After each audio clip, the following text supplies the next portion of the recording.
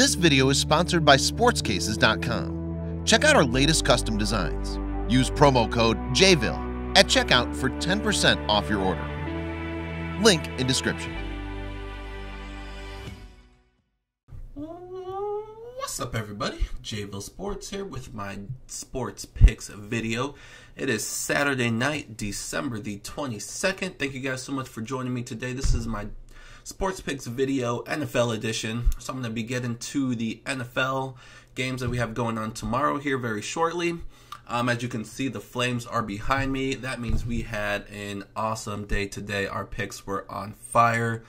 And you can also see from the title a little bit about what we did today. So I'm going to quickly run through it so we can get over to the NFL. But today we had just one of those days that you dream about. I've had a few of those lately. So like I said, we had a killer November. December is starting to heat back up.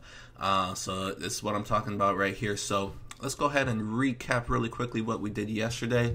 So for starters, I did make a video yesterday, or actually it was earlier this morning, for college basketball, and I gave out a 6-team moneyline parlay that paid about minus 125, and that one came through. So we are still undefeated in college basketball, bringing our YouTube record to 6-0. And while I'm talking about basketball, I'll go ahead and recap what we did over on Patreon on the basketball side of things. So this is what we did in basketball. I give out 2 straight bets, one in the NBA and one in college. We had NC Greensboro -2. That came through. We had the 76ers -7.5. A little bit risky here, going up against one of the best teams in all of the NBA in the Toronto Raptors. But even though Kyle Lowry came back, they still were without Ibaka, they're without Kawhi Leonard, they're without Valanciunas, so they're missing basically 3 starters. So I love the 76ers at home.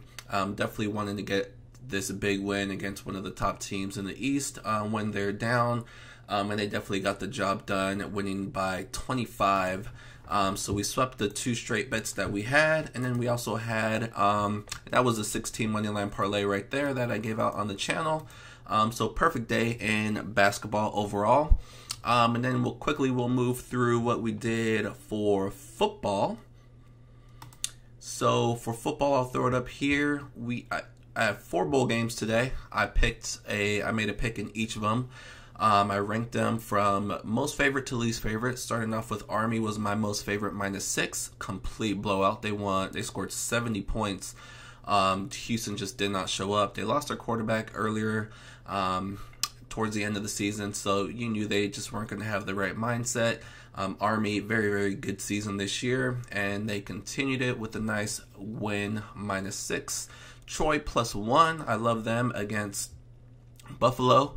I just thought Troy should have had a better year than they did. They suffered some injuries earlier on.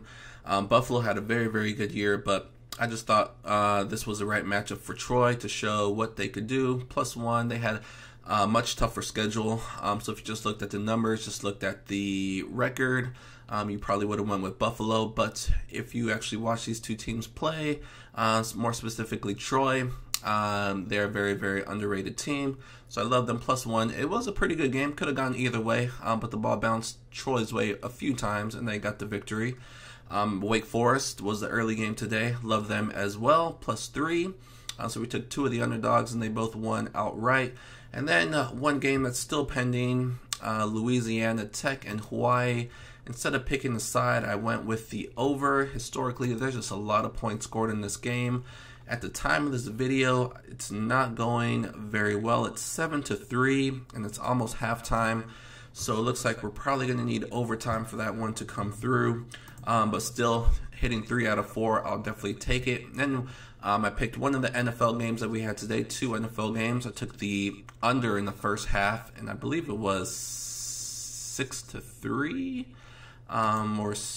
Let's see, it was 6-3 at halftime. So well under the posted total there. So overall in the NFL and college football, we went 4 and 1 is pending. So At the worst, it'll be 4-1. So we'll absolutely take that. So a great day with the football picks, and we're looking to continue that with tomorrow's NFL games. And then, of course, like I sometimes do, if there's enough out there, I also threw out a cross-sport parlay combining the NFL, the college football, college basketball, and the NBA, all 4 sports here except for hockey.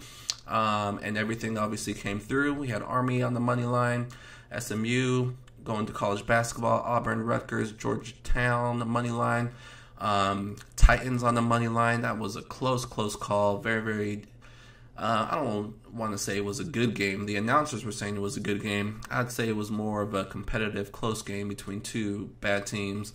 But the Titans pulled it off, and then 2 NBA games, Sixers and Warriors coming through. So this 8-team cross-sport moneyline parlay played plus 240, so about 2.5 times your money.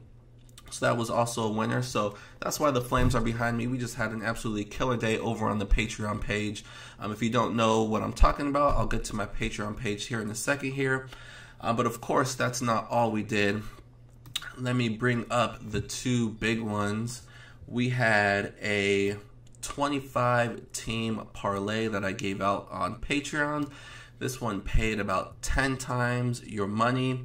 I'm not going to run through every single game here, but I'll put it up here on the screen so you can see. We had 4 NFL picks.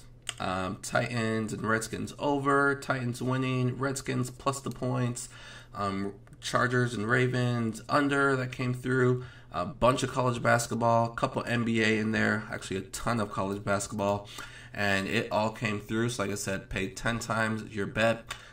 So congrats to those of you in the village over on Patreon that was able to cash this 25-team moneyline parlay, and that is not even it.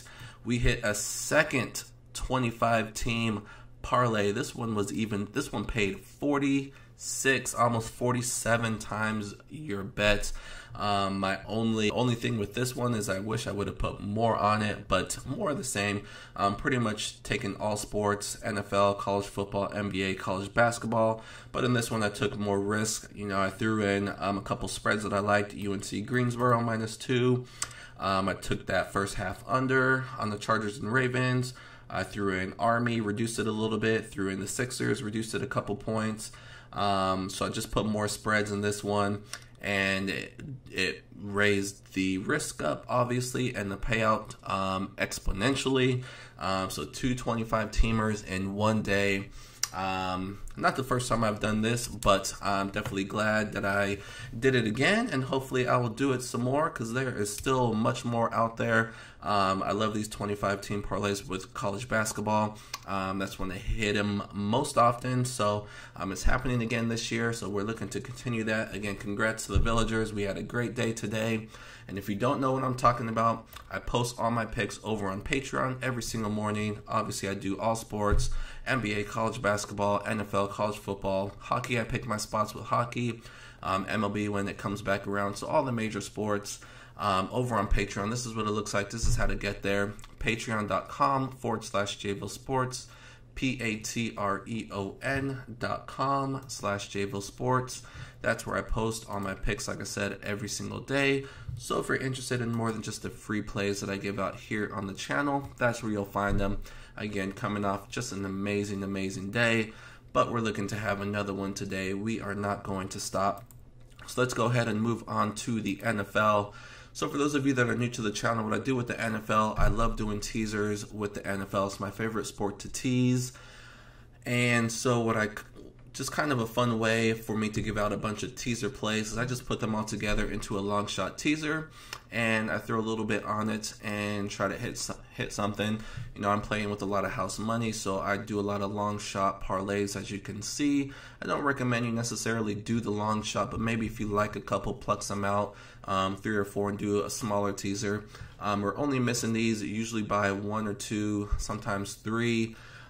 We have not hit the long shot teaser yet this year. Kind of disappointing. We're already at week 16, so only 2 more chances left. I might try one first round of the playoffs. I don't know if there'll be enough out there, but we will see. So I'll go ahead and quickly recap last week's long shot teaser. Don't want to make this too long of a video, but we missed it by 2. We got off to a really good start. We had the Vikings minus half a point, crushed the Dolphins. Ravens minus 1 at home against the Buccaneers. Same game, Buccaneers Ravens under, easily went under. Colts plus 4, love them against the Cowboys. One of my top straight bets, dominated that game. And then the head scratchers coming up here with Jacksonville Jaguars losing at home to the Redskins. They had that game, gave it away at the end. That defense, really that offense, just complete garbage. San Francisco 49ers plus 11. They did it again. We've been taking them a lot lately. Had them on the regular spread as well. They came through for us. We had the LA Rams. Oh, man. This was a tough one. Minus 5.5 because I had them on a few other things. Did not expect the Rams to get beat at home by the Eagles, but it happened. And the Panthers came through for us, plus 13 on Monday night. So we missed this one by 2. So that's what I'm talking about. A lot of winners in there, but usually 1 or 2 that's kind of hit us this year. But we've been pretty successful with our smaller ones over on Patreon. So we'll see what we can do with tomorrow's games. But let's give another long shot at crack here, week 16. Let me go ahead and put it up on the screen here. Not my favorite week of games, kind of a tough one here, but maybe that will change our luck here. So we'll see what we can do. So start things off with the Cleveland Browns. They are at home against the Cincinnati Bengals. The last time these two teams played, the Browns kind of dominated on the road against the Bengals. That game was not even close. So I expect a similar result here. With the Browns at home. Yeah, I just don't know what the Bengals are playing. They're not playing, well, neither team's really playing for anything, but the Browns appear to be playing better, more motivated. Looks like they're kind of more playing for next year. Baker Mayfield is doing his thing. So many injuries over on Cincinnati's side of things, and they're on the road. They could be playing for their coach, but I think he's going to be gone, Marvin Lewis, no matter what. But I like the Browns here to win by at least a field goal. Minnesota Vikings, we're going to take them again. They're on the road this time. Division matchup. Usually try to stay away from these division rivalry games, but I kind of pick my spots later in the year because you get situations like this where you have a Detroit Lions team. What are they playing for? Not a whole lot. And then you have the Vikings kind of playing for everything right now. They're playing to stay in the playoff picture here. They have the 6th spot currently, so they can be caught by a couple teams. So they really need this one.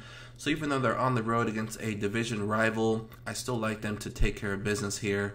They're definitely the better team. They are dealing with some injuries, but I'm going to take them here to get the job done.